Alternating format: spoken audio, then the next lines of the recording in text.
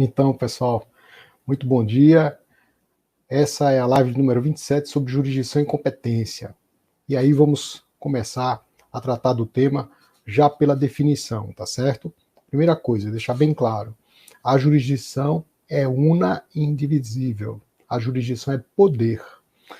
Como se trata de um poder próprio da noção funcional e pragmática, especialmente em matéria penal, que é o poder de aplicar o direito, garantindo os limites da liberdade, a jurisdição ela não se divide, ela não se reparte. A jurisdição é dirigida em torno de princípios. Então nós vamos ver aqui alguns princípios da jurisdição.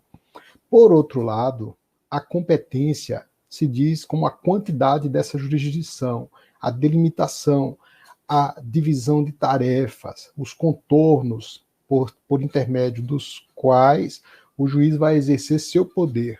Então, se de um lado a jurisdição não se divide, do outro a competência é noção fundamental à divisão de tarefas. Realmente seria inimaginável a um juiz exercer sozinho todas as atribuições de um Estado como o Brasil. Naturalmente que nós temos juízes que exercem toda a função jurisdicional demarcada, por exemplo, em uma comarca ou em uma seção judiciária. Agora, a competência é que proporciona essa divisão de tarefas. Então vamos começar com essa definição. Anote aí, porque é a partir dela que nós fazemos todas as derivações do assunto. Então, é interessante a nossa metodologia para fins de melhor domínio do processo penal, porque quando a gente tem o conteúdo da estrutura, nós conseguimos também fazer derivar os conteúdos de sentido de toda a disciplina, de toda a matéria, em especial hoje, live de número 27, viu, gente? Jurisdição e competência. Então, aqui nossos cumprimentos para os amigos que estão no YouTube, para os amigos que estão aqui no Instagram, Twitter, viu? Página de Facebook. E eu não poderia deixar de trazer hoje uma caneca especial para tomar meu café. Essa tem uma bigodeira, não sei se vocês conhecem, né? Mas a bigodeira é esse contorno aqui para não desmanchar o bigode da gente, tá? Bacana? Então, dá tempo aí de preparar o café, separa esse cafezinho para a gente conversar aqui nos próximos 30 minutos, 40 minutos, sobre jurisdição e competência, certo? E, como vocês sabem, nós estamos desenvolvendo os capítulos do nosso curso de Direito Processual Penal em conformidade com a teoria do direito. Quem quiser rever as aulas, tem tudo lá no nosso canal YouTube. Quem não se inscreveu ainda, dá tempo. Vai lá, aperta no sininho, se inscreve, dá um like nos vídeos. Não se esquece de estudar desde o capítulo 1, fontes, até o capítulo que nós estamos. E cuidamos agora da análise do direito processual penal. O que é que vem a ser a análise? É a dissecação dos institutos de acordo com a sua estrutura. Então, uma das técnicas é a gente dividir cada um dos institutos em ato, norma e procedimento. Quem tem a visão da teoria do direito consegue fazer essa distinção de uma maneira até muito fértil, de uma maneira muito frutífera. E, além disso, a percepção dos conceitos sob a ótica do sentido, da estrutura e da função. Isso também dá um giro no resultado e será ótimo. Mas vamos direto ao assunto, tá, gente? Muito bom dia aqui, sejam bem-vindos. Já é sexta-feira, já deixo aqui o nosso ótimo fim de semana para todos.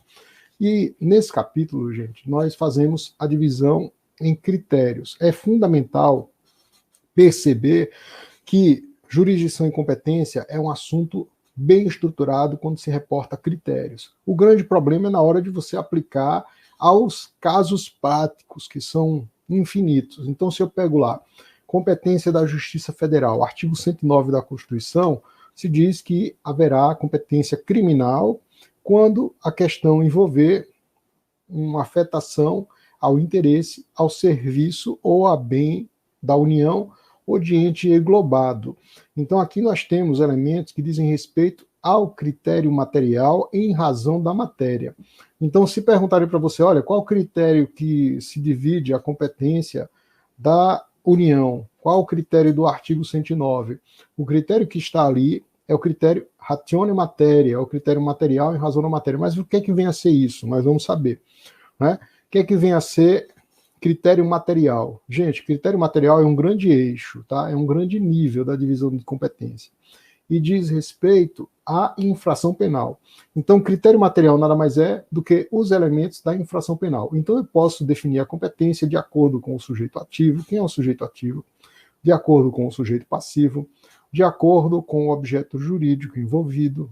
Né? Então, no caso aí da competência da Justiça Federal, o objeto não é o objeto jurídico, bem jurídico, mais especial, o objeto material do crime. O objeto material do crime é a pessoa ou coisa sobre a qual recai a conduta criminosa. Então, esses elementos são elementos que dizem respeito a critério material, ou seja, é tudo que envolve a infração penal, como também lugar. Né? Então, assim, eu tenho como subdivisão do critério material ratione materia, ratione persone e ratione loci. Então, respectivamente, em razão da matéria, em razão da pessoa, da função, em razão do lugar. Tá joia? Bacana? Então, aqui meus cumprimentos, né, para quem está chegando, tá? Rafaela, o nosso amigo aqui, Tiago, Arabel, prazer, viu? Estamos aqui começando agora, então dá tempo. Para quem ainda não tem o café, tá? Nós estamos com o nosso aqui, tá? E vamos em frente. Eunice, meus cumprimentos também. Obrigado. Eunice vem todas, é muito bom isso. Espero que esteja melhor de saúde, tá? Esteja bem. Então vamos em frente, pessoal. Olha aí. A ideia, então, do critério material, esse grande critério, é sobre elementos da infração penal. Então, eu posso perceber pontos na infração penal que servirão de vetores para a definição da competência. Então, por exemplo, se é ratione persone, ou em razão da função, a competência será aquela chamada por prerrogativa de função. Então, determinadas autoridades têm competência de foro, junto a alguns tribunais. Por exemplo, um governador do estado é julgado perante o STJ, um senador, deputado federal, é julgado perante o STF, né, em relação às infrações penais comuns. Então, esse aqui é um critério em razão da pessoa ou em razão da função.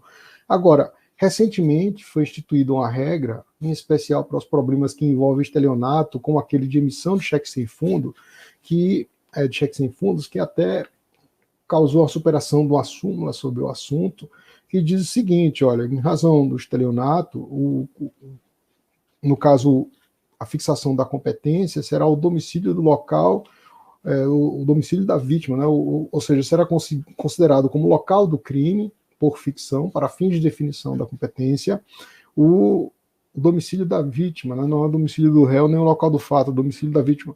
É uma novidade que o nosso sistema não tinha, né? Para vocês se lembrarem, no caso de delito de ação penal privada, a competência era exatamente a inversa, né? A pessoa querelante poderia escolher entre o domicílio do local do fato ou o domicílio do querelado, do réu. O domicílio do réu sempre foi critério, enquanto um critério referente à pessoa, né? Para você fazer uma injunção entre o fato e a pessoa, para dizer, olha, vamos considerar o local do fato para fins de julgamento da infração penal, o local onde reside a pessoa, já que a gente desconhece os outros elementos, ou na hipótese de ação penal privada, quando essa opção ficaria a cargo do querelante.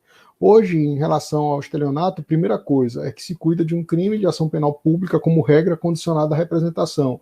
E em seguida, que nesse caso, a proposta será efetuada perante o local onde residir a vítima, né, e não o imputado.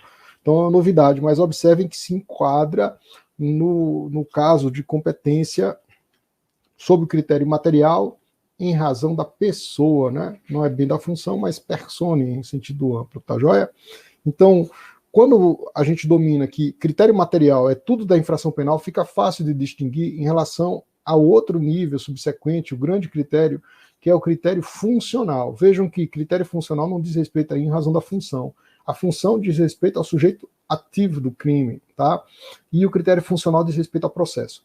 Então, quando a fixação da competência para julgar algum incidente, ou o próprio processo, ou uma fase do processo, disser respeito ao elemento funcional, isto é, a morfologia do processo, ao seu encadeado, esse critério, esse grande nível, será o funcional, que pode ser dividido também em 3.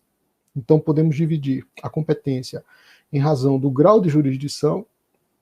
Então, para recurso, por exemplo, é o TJ que julga um processo que tem instalação originária perante o juiz de direito, né? Então, eu tenho por grau de jurisdição, por grau recursal. Pode ser também de acordo com a fase do processo. Então, como é que eu divido a competência de acordo com a fase do processo? Alguns processos são divididos em 2 fases. Então, por exemplo, o júri é um rito escalonado, bifásico, né? É um rito que tem um juízo de admissibilidade, que se chama juízo da instrução preliminar, e o juízo de delibação, que se chama juízo de mérito, ou preparação para julgamento. Então, nesse caso do júri, você poderá ter, como de fato em alguns estados se faz, poderá ter um juiz da instrução preliminar em uma vara e um juiz para a preparação do julgamento em outra. Tá? Eu me recordo aí que quem está aqui do Rio Grande do Norte, um grande abraço, mas no Rio Grande do Norte mesmo, na capital, existiam 2 juízes, né?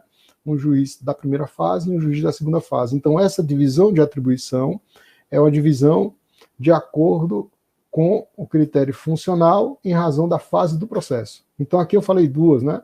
Em razão da fase do processo e em razão do grau de jurisdição. São critérios que dizem respeito às articulações processuais, não dizem respeito ao crime. Esse critério diz respeito à morfologia do processo. Além disso, gente, nós podemos dividir de outra maneira. E essa terceira maneira do critério funcional é aquela que diz respeito ao objeto do juízo. Pessoal, juízo é nexo, juízo é julgamento, tá? O objeto do juízo, então, é a cognição que você, enquanto juiz, exerce. E as cognições, elas podem se repartir. Embora a cognição seja única, em termos de juízo que eu faço a respeito de um fato para aplicar pena, a cognição ela pode racionalmente se dividir. E, de fato, se divide em algumas hipóteses. Por exemplo, no caso do juiz das garantias, o que nós temos ali, de acordo com uma boa parte dos autores que examinaram aquela questão, é uma competência dividida em função do objeto do juízo. Juízo, julgamento, nexo. Objeto, o elemento que você vai julgar. Então, o juiz das garantias tem competências definidas no artigo 3º-B. Perfeito? Então, está lá. Aquelas competências que devem ser exercidas a nível cautelar até o momento do recebimento da denúncia. Posteriormente, juiz da instrução. Então, embora dê um indicativo assim, de divisão de acordo com as fases do processo, parece que é muito mais apropriado dizer que é em razão do objeto do juízo, porque o juízo do juiz das garantias é um juízo cautelar que recai sobre aquele direito, sobre aquelas garantias, cuja franquia foi reservada ao Poder Judiciário. Então, aqui é uma dica importante, porque nós podemos exemplificar com outro caso já mais antigo e consolidado, que é a hipótese, pessoal, do julgamento em relação aos crimes que envolvem estado civil das pessoas. O estado civil das pessoas é um conceito aberto, né, mas a gente pode dizer que é o estado de casado, solteiro, etc., mas também pode ser um estado político, então pode ser também um estado profissional. Então, tudo que disser respeito à cidadania, eu posso incluir ali como estado civil das pessoas. E, às vezes, você tem dúvidas sobre aquele aspecto para julgar um crime. Por exemplo, se puder ser condenada a pessoa por crime de bigamia, né, se a gente puder admitir isso ainda, né, bigamia seria um delito, especialmente porque envolve, além das relações familiares, também questões econômicas, né, questões de confiabilidade. A pessoa precisa saber o estado civil para negociar, para fim de proteger o patrimônio dos credores, né? Então, para quem entender que o crime de bigamia permanece valendo, eu posso ter dúvida sobre o estado civil.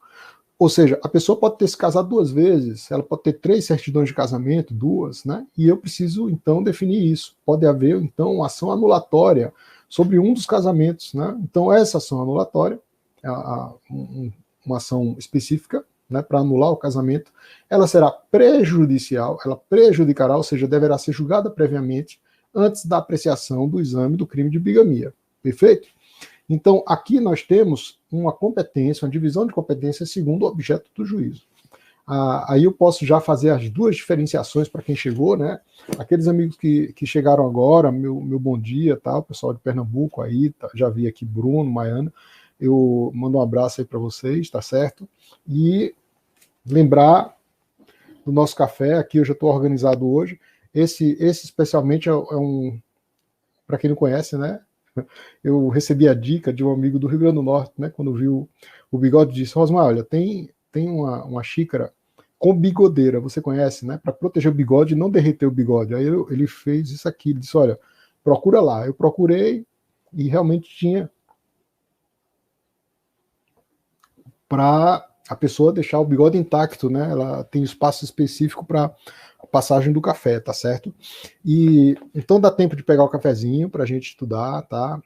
E aqui os amigos mandando coraçãozinho, muito obrigado, aceno aqui no Instagram. Lembra de mandar aquele aviãozinho, dizer que a live está acontecendo, tá? Para quem não se inscreveu ainda no canal, vai lá e se inscreve, curte o canal, né? E coloca lá no link, tá? É bacana isso, canal YouTube. Está bem organizado, quem quiser ver o curso processo penal todo. Então a ideia é que você tenha o domínio do processo penal. É o que nós queremos crer. A pessoa acabando de estudar nosso livro, é um livro para de cabo a rabo, é um livro completo, e é um livro que possibilita essa leitura, ou seja, é um livro que tem um propósito didático que não é cansativo, né? E que visa esse propósito. Então, gente, vejam, aqui nós dividimos, para quem chegou agora, dividimos a competência em dois grandes eixos. Se você dominar isso, você na hora de ver caso a caso de competência vai ficar muito mais simples de você estudar, que é a competência material, que não é em razão da matéria, material, diz respeito à infração penal, e a competência que diz respeito aos elementos do processo, da morfologia do processo, é a competência chamada funcional, que não é em razão da função. A competência material, que diz respeito à infração penal, diz respeito a sujeito ativo passivo, objeto material, objeto jurídico, e a pessoa, né, quando é sujeito ativo, a pessoa, persone, ou sujeito passivo, como nos crimes de estelionato. Então, tanto a persone como a função, tá? Então, um crime é cometido em determinado lugar, aí eu tenho ratione loci. Um crime é cometido por alguém, então eu tenho ratione persone ou ratione funcione. E um crime diz respeito a um objeto material que foi atingido a um bem jurídico, como nos casos da união, por interesse, serviço ou bem da união. Então eu tenho aí ratione matéria, em razão da matéria, em razão da função e em razão da pessoa. Né? Não esqueçam, dizem respeito à infração penal, por isso que se chama competência material. A competência funcional, que não é em razão da função, diz respeito à morfologia do processo. Então, segunda fase do processo, né? Segunda fase, segundo grau recursal, ou segundo objeto do juízo, objeto da cognição. Bacana? Então, aqui eu vou elencar para vocês as perguntas que eu formulei para tornar a nossa exposição mais didática. Então, a primeira delas eu acabei de responder, né? Quais os critérios para a definição da competência? Tá? Quais os critérios para a definição da competência? Se você souber, você consegue justificar por que um crime que atingiu, por exemplo, uma unidade de preservação permanente é um crime de competência da União. Né? Se trata de um bem da União, está lá no artigo 20, então você começa a fazer as conexões, as articulações para a fixação da competência. Tá? Então, um crime que acontece em torno, por exemplo, de fraude perante o Internet Bank, né? Então, a fraude no Internet Bank, quem foi o lesado? O lesado foi a Caixa Econômica Federal. Então, eu tenho ali já um elemento indicativo de a competência deve ser da Justiça Federal também, porque o ente englobado seria da Justiça Federal. Mas essas questões não são isentas de controvérsias, viu? Porque, na verdade, o que nós podemos ter para fins de fixação da competência é uma conexão, um nexo, mais ou menos tênue. Então, quando o nexo é mais forte, mais nítido, aí eu tenho de maneira mais simples, né? Olha, ali tem uma afetação importante, né? A pessoa estava, por exemplo, extraindo minerais de competência da União, eu não tenho dúvida que é a competência da União, porque não existe outro vínculo assim mais nítido. Mas às vezes o vínculo não está tão nítido, né? E nesses crimes, por exemplo, que envolvem entidades financeiras, às vezes o dano da União é mais remoto e a pessoa mais interessada é um particular. Por outro lado, se o ente não for daqueles encampados pela União, eu já descarto a competência da Justiça Federal. Né?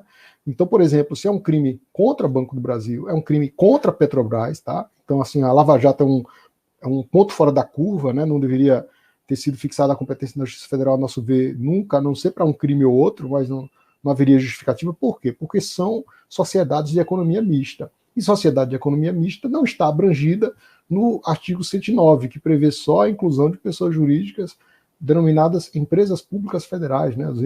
Ou então as fundações que têm a natureza autárquica, tá? Então, é muito importante a gente fazer essa definição segundo os critérios. Então, de acordo com os critérios, eu faço a derivação e chego nos elementos menores. Bacana, gente? Então, pessoal, aqui nós perguntamos quais os critérios, respondemos. Aí as outras perguntas é o seguinte: qual a jurisdição, qual a diferença entre jurisdição e competência? Ora, jurisdição é una, é poder, né? Jurisdição é um poder, é um aspecto pragmático funcional. Ela não se divide.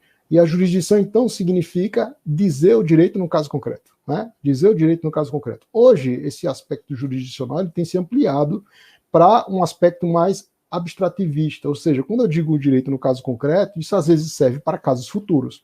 Então nós percebemos isso nas questões que envolvem controle de constitucionalidade. De certa maneira, isso subverte o conceito tradicional de jurisdição. Mas a jurisdição se caracteriza, sobretudo, pela substitutividade.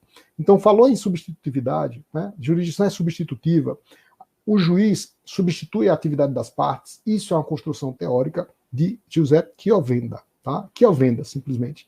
Então, Chiovenda esclareceu esse elemento, e para nós é muito importante, porque dele nós derivamos a função jurisdicional de pacificar. Então, houve a eclosão do crime, a vítima sai da jogada, e quem entra é o Estado para tentar solver aquela questão. Então, isso é substitutividade da jurisdição. Bom, e qual a diferença para a competência? Olha, a competência diz respeito à divisão de tarefas. A competência, então, ela não é preponderantemente funcional, mas antes da funcionalidade que de fato ela tem, ela é sobretudo estrutural, sintática. Por quê? Porque nós dividimos as atribuições. E as competências dizem respeito às atribuições jurisdicionais. Então, eu não devo dizer competência de delegado de polícia. Delegado de polícia tem atribuição, né? Eu devo dizer competência do juiz. Então, enquanto a competência se divide, a jurisdição não se divide. Enquanto a jurisdição é função, a competência seria muito mais divisão de tarefa. Divisão de tarefa seria sintática, seria estrutural. Bacana? Além disso, gente, olha, aí eu fiz aqui as outras perguntas para a gente responder, né? Quanto à emissão de cheques, né? Como é que é a competência? Porque antes dizia bem assim, a competência para crimes cometidos com emissão de cheque sem fundos praticamente não existe mais, né? Cheque sem fundo, mas pode acontecer de alguém emitir um cheque a você. Então, essa competência é definida de acordo com o local do sacado, né? O local onde havia a recusa pelo sacado. Quem recusava era o banco que pagava. Então, bastava saber o local do banco do correntista. Era essa forma de você definir a competência. Hoje, com a modificação operada agora no ano de 2020, 2021, a última alteração aí dos crimes relacionados ao estelionato, essa competência passou a ser a do local da vítima, né, no local do domicílio da vítima, ou seja, uma inovação no nosso sistema, mas também que diz respeito ao critério material, tá certo? Então, aqui nós respondemos, né, a diferença entre jurisdição e competência e os critérios para definição de competência e ainda a questão da definição da competência em relação à emissão de cheques sem fundos ou crimes assimilados previstos na legislação, ali no artigo 171 e parágrafos. Bom, e aí vem uma outra questão, tá? Muito importante, que é em relação aos princípios informadores da jurisdição. Que princípios, né? Princípios, pessoal, são bem dizer regras das regras, né? Princípios são postulados. A competência já é a regra de todas as regras, no sentido de que nós não devemos admitir baixo controle quando se promover jurisdição sem o juiz competente. Então, o juiz competente vem na frente de todos os outros, tá? Mas, em relação à própria regra das regras, nós temos princípios informadores, ou seja, elementos de maior nível. E que princípios são esses? Aí aqui, gente, a gente fala na questão do princípio da inevitabilidade, né? Então, temos princípios jurisdicionais, e esses princípios, não raras vezes, são confundidos na hora de se julgar, tá? Então, por exemplo, na jurisdição, princípios que a gente pode entender como princípios comuns, né? não são princípios, pessoal, aquilo que você não aplica para todas as regras. Tá? A noção de princípio, enquanto elemento fundante, ela deve ter o condão de autorizar a ramificação de outras regras. Então, quando você tem um princípio que se aplica só para exceção, isso a rigor não é princípio. Por quê? Porque o princípio teria uma noção mais de generalidade. Pois vamos lá. Aqui nós dizemos, olha, o princípio, né, da jurisdicionalidade, né, esse princípio da jurisdição, primeiro, jurisdicionalidade, porque nós não temos direito processual penal que não seja prestado senão através da jurisdição, né, nós não podemos concordar com a aplicação de pena, dizer, olha, vou ficar preso aqui para pagar o que eu cometi a você, não é dessa maneira, necessariamente se passa pelo Estado. Então, além dessa ideia do princípio da jurisdicionalidade e ainda da substitutividade da jurisdição, que são elementos fundantes, né, do nosso Estado, nós temos aqui alguns princípios que fazem parte mesmo da derivação da jurisdição. Um deles é o do juiz natural. Né? Em relação ao princípio do juiz natural, nós temos livros clássicos, como o do Badaró, e é um princípio muito importante, tão descurado. Né? O princípio do juiz natural diz muito a ver com a precedência da previsão legal para que alguém possa julgar outrem. Então, nós vedamos tribunal de exceção, né? Os juízes devem estar previamente ditos como competentes para julgar determinadas matérias, ou seja, nós não devemos escolher o juiz que vai julgar uma causa. Por outro lado, do princípio do juiz natural decorre a imparcialidade. E o que é que pode significar imparcialidade em poucas linhas? É a gente ter a certeza de que o juiz não é uma pessoa interessada no desfecho daquela questão, ou seja, ele é um desinteressado. Tá? Então, se o juiz tiver interesse específico, né, ou se a gente tiver dúvida a respeito desse interesse, é porque ele é um juiz sem imparcialidade e está violando o juiz natural por decorrência.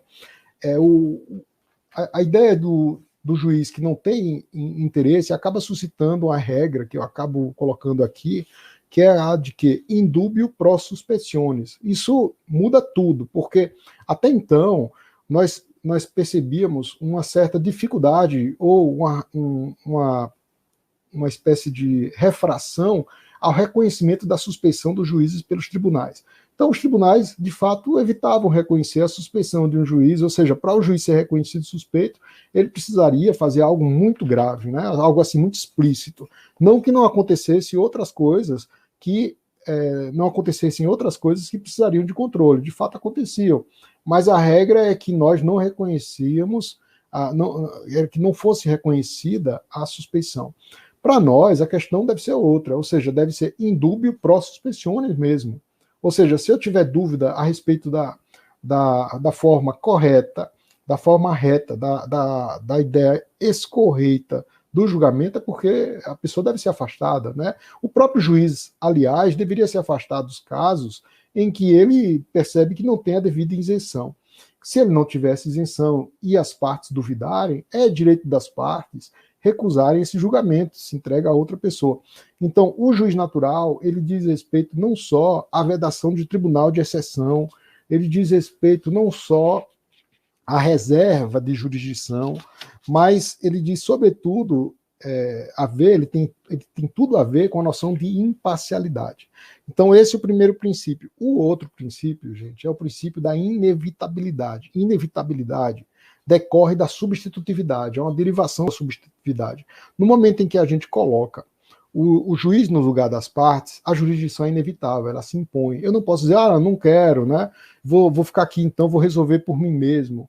Ou seja, ressalvados os casos de ação penal privada ou condicionada à representação, a regra é que o Estado haja de imediato, né, e que não haja interferência. Por outro lado, a regra também, nos casos de ação penal pública condicionada, é que, uma vez implementada a condição, no caso da representação, essa jurisdição se imponha e seja indisponível. Né? Então, que eu não possa abrir mão dela. No que se refere à ação penal privada, eu posso desistir. No entanto, eu não posso deixar de cumprir uma sentença depois de dada. Né? A sentença, depois de transitada e julgada, ela se impõe. Então, o princípio da inevitabilidade, ele diz respeito a isso, né? A uma espécie de imposição, ainda que as partes não queiram. né, uma estrutura estatal que está acima, né, dos interesses individuais, toda vez que eles são acionados, né? É por isso que direito penal deve ser a última ratio, porque quando ele incide de maneira obrigatória. Por outro lado, gente, nós temos outro princípio que é o da inafastabilidade, né, ou inevitabilidade. Esse princípio, às vezes, esses nomes são nomes um tanto ambíguos, né? Você pode encontrar definições diferentes, os autores tomando um pelo outro, usando com rótulos distintos. Na jurisprudência, a gente cita um exemplo de equívoco na hora de aplicar, ou seja, que modifica o conteúdo semântico desses princípios. Então, o princípio da indeclinabilidade ou da inafastabilidade significa que a lei não pode excluir da apreciação do Poder Judiciário lesão ou ameaça de direito. Então, toda lei que procura se antecipar para dizer, olha, o juiz não poderá decidir sobre isso, o juiz não poderá deliberar sobre a prisão, esse tipo de legislação é uma legislação equivocada, tá?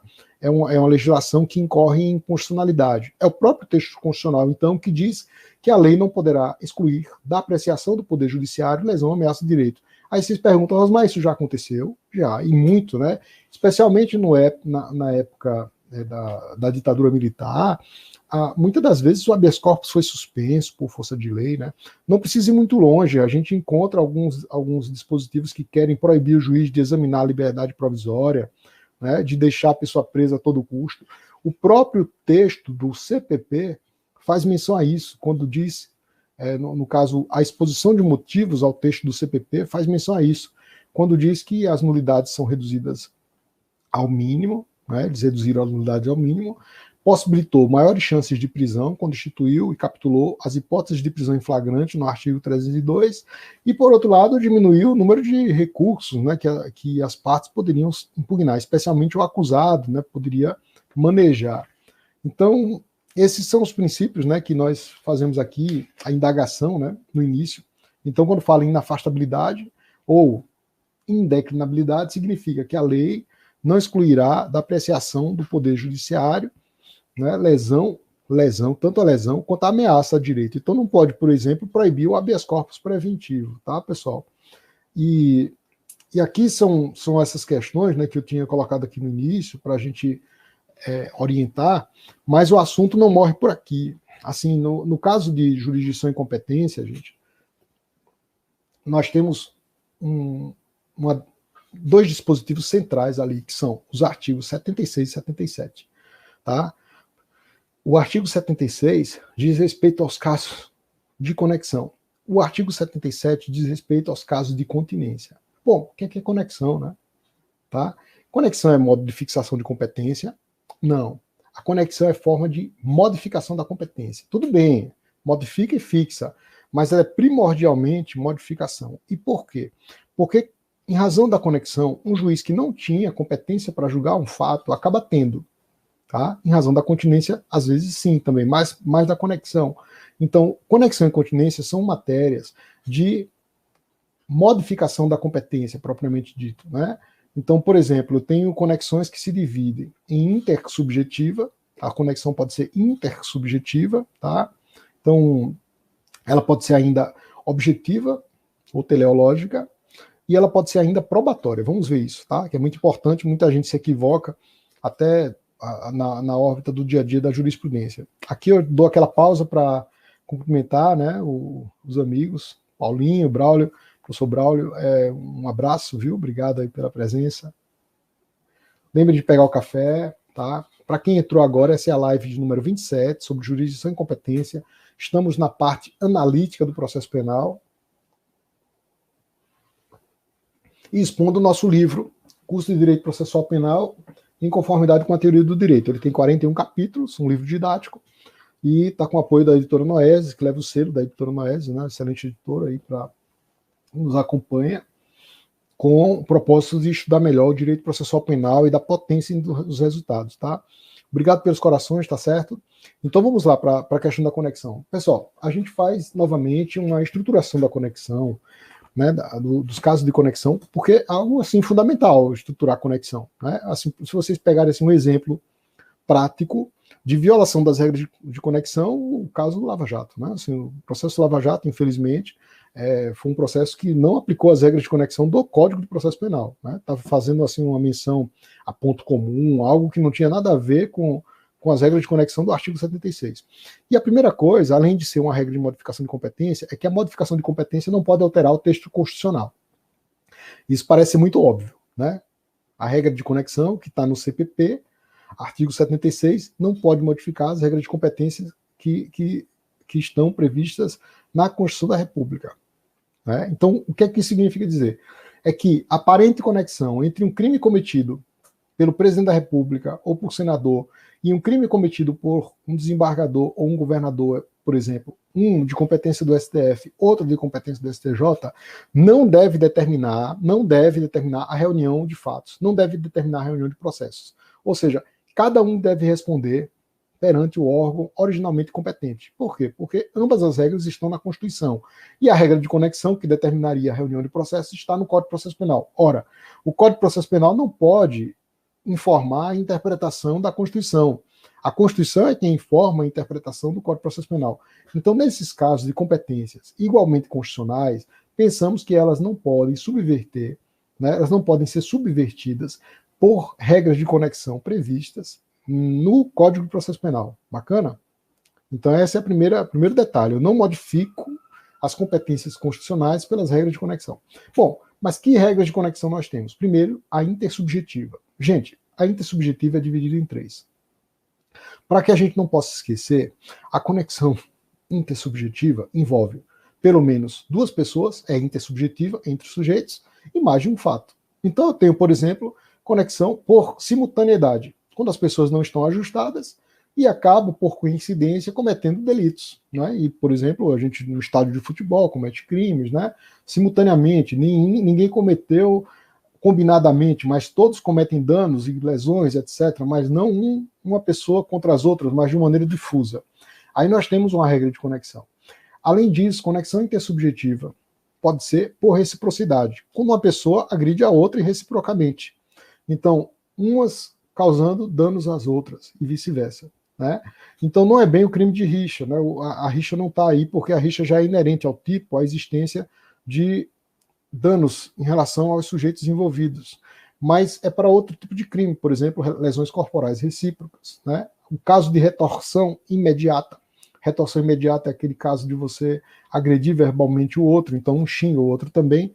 Então nós temos aí hipóteses de conexão intersubjetiva, porque envolvem 2 crimes, 2 sujeitos, ou mais disso, e por reciprocidade, porque um agride o outro. Por outro lado, eu tenho a forma de conexão intersubjetiva concursal. Aí os agentes ajustam cometer crimes em vários locais, às vezes para dificultar o controle do Estado. Então, ajustamos para cometer furtos. Né? Vamos furtar ao mesmo tempo. Você furta no bairro X, você furta no bairro Y. Isso é a conexão intersubjetiva concursal. Essas aí, gente, estão no artigo 76, inciso 1. Né? E os professores de processo penal estudam isso durante anos e anos. Então, você vê isso violado de um processo concreto é realmente um vitupério. Tá? Além disso, nós temos as conexões que são ditas finalísticas. Né? Uma conexão finalística, gente, é quando um crime, por exemplo, é cometido para ocultar um outro. Né? Então, ela não é bem probatória, ela é finalística. Então, por exemplo, eu cometo um crime de ocultação de cadáver para não deixar que seja descoberto em relação ao homicídio. Ou então, eu cometo um crime de homicídio para ocultar o estupro. Tá? Então, esse tipo de conduta é uma conduta também que envolve conexão. Os crimes devem ser reunidos. Com qual objetivo? Para evitar julgamentos conflitantes. Bacana? Então, o objetivo do texto do Código de Processo Penal é a tentativa de se evitar julgamentos conflitantes. Tá? E isso acaba tendo uma peculiaridade, é que o Código, quando prevê reunião de processos e separação, ele deixa um espaço muito grande de discricionariedade para ser facultativo. Aí você pode encontrar ali nos artigos 80 uma ideia de facultatividade. Isso, infelizmente, é um traço inquisitivo. A regra é que a gente não tivesse tanta discricionariedade. Aliás, todas as nossas aulas elas tendem a propor formas de evitação da contingência, de evitação da acidentalidade, ou seja, tornar o direito processual penal cada vez mais previsível. Então, quando encontramos no texto do Código situações que acabam permitindo a abertura de arbítrio, né, essas situações elas merecem controle de constitucionalidade e merecem crítica doutrinária também. Aí, gente, além dessas conexões intersubjetivas e teleológico-finalistas, eu tenho as conexões probatórias, né? Essa é diferente, instrumental probatória. É diferente por quê? É quando um crime faz parte do tipo penal de outro crime. Então, por exemplo, a relação entre os crimes de furto e receptação. Eu preciso provar o furto para condenar alguém por receptação. Então a conexão aí é probatória. Então, eventualmente, quando a coisa acontece assim num tempo próximo, você pode ver um processo único para processar, para levar a efeito a aplicação da regra cabível ao furto e à receptação. Por quê? Para comprovar a receptação, eu preciso antes evidenciar a prática do furto. Aqui nós temos uma crítica importante que diz respeito aos crimes de lavagem. A lavagem se contenta com a denúncia, com meros indícios em relação ao crime antecedente. Como sabemos, crime de lavagem de dinheiro é você ocultar bens, ocultar dinheiro, dissimular, né? A ideia, então, é que você tente tornar um crime menos nítido com a prática da lavagem de dinheiro. Pois bem, a legislação ela se contenta com indícios, com elementos menores em relação ao crime antecedente. Então não é necessário uma condenação anterior, segundo a nossa legislação. Nós pensamos, gente, que isso é muito complicado, você evitar ou você autorizar que um processo por crime de lavagem dispense a prova do crime antecedente. E por quê? Porque você vai acabar viabilizando a condenação a alguém, a condenação de alguém, apesar da dúvida em relação ao crime antecedente. Então, se eu não exijo que esteja certa a condenação ou a comprovação do crime antecedente para condenar a pessoa por lavagem, acaba que eu vou ter sempre um ponto obscuro na tipificação do próprio crime de lavagem. Então, isso vem sendo objeto de crítica doutrinária também, especialmente nossa, porque o juízo de certeza em relação ao crime de lavagem ele deve ser completo, ele deve ser perfeito, né? Não pode ser um juízo assim insuficiente ou capenga, tá certo? Aí, gente, olha, nesse capítulo nós desenvolvemos problemas também relacionados à prorrogação de competência, né? Quando a pessoa se torna competente também em relação a outros fatos, tá? Ou então a perpetuação de jurisdições, perpetuatio jurisdiciones, nós mencionamos também, e essas estruturas elas têm a possibilidade de diminuir as chances de equívoco na hora de aplicar a regra penal, porque afinal de contas a competência é a regra das regras, né? E isso é muito importante. Eu queria saber se o pessoal tem dúvida, né? Para que coloquem as perguntas aqui, né? Em relação aos assuntos que nós abordamos, de desejar aí um excelente fim de semana. E lembrar, gente, que segunda-feira estaremos de volta. Olha, segunda-feira a gente já vai iniciando a contagem regressiva para o encerramento das lives sobre o curso de Direito Processual Penal. Isso porque nós vamos chegar na live de número 30. Na segunda, nós vamos chegar na live número 28. Então, o capítulo 28 trata das comunicações processuais, citação, intimação, os problemas relacionados à suspensão do processo, do artigo 366, nós tratamos aqui no capítulo 28. Em seguida, na terça, nós vamos tratar do 29, que cuida dos sujeitos processuais. Aí tem muitas coisas bacanas, novas, como, por exemplo, externalidades processuais. A gente trata aqui no capítulo 29. Depois de tratar dos sujeitos processuais, aí nós vamos falar da defesa do imputado. Então, na semana que vem, na segunda, nós vamos tratar dos assuntos de comunicação processual, né? Segunda-feira, ou seja, o capítulo 28, que cuida das comunicações processuais, notificação e intimação. Na terça, nós estudaremos o capítulo relacionado aos sujeitos processuais e, na sexta, a respeito da defesa do imputado. Então, na sexta, nós vamos chegar já no capítulo 30. Como são 41, aí a gente vai entrar em contagem regressiva, né? Pra vocês terem ideia, hoje nós estamos entrando na página... Encerramos hoje a exposição até a página 658, tá? Então, o livro tem mais de 1000 páginas, tem 1050 1056 páginas, então nós estamos aí caminhando, né? E para quem está nos acompanhando, eu agradeço demais. Se tiver dúvidas sobre jurisdição e competência, estamos aqui. Lembrando, para finalizar, que conexão não se confunde com continência, tá certo? A continência é algo diferente. A continência, por exemplo, um concurso formal de crimes, uma única conduta e 2 resultados. Então você, por exemplo, efetua um disparo de arma de fogo e comete 2 lesões corporais. São 2 crimes, embora uma conduta só, né? Aí, além disso, a continência pode ser em razão de um concurso, mas não com 2 crimes, um crime só. Então, nós temos a conexão intersubjetiva concursal e temos a continência em razão de concurso de crimes, mas cometidos por um único sujeito, tá? Ou então cometidos assim, um único crime por 2 sujeitos, concurso de agentes, tá? Então, no artigo 77, você encontra lá os casos de concurso formal e os casos de concurso de agentes. É a continência. Bacana? Um abraço aí, Felipe. Professor Leonardo, obrigado pela presença, tá? Um bom fim de semana, gente. Estamos encerrando por hoje. E segunda-feira tem mais, tá joia? Vai lá no canal YouTube, dá aquela inscrição e dá uma assistida lá nos vídeos. Um beijo grande, eu desejo aí que nos cuidemos, né? E até a próxima. Valeu, querido. Valeu. Leonardo, obrigado. Um abração.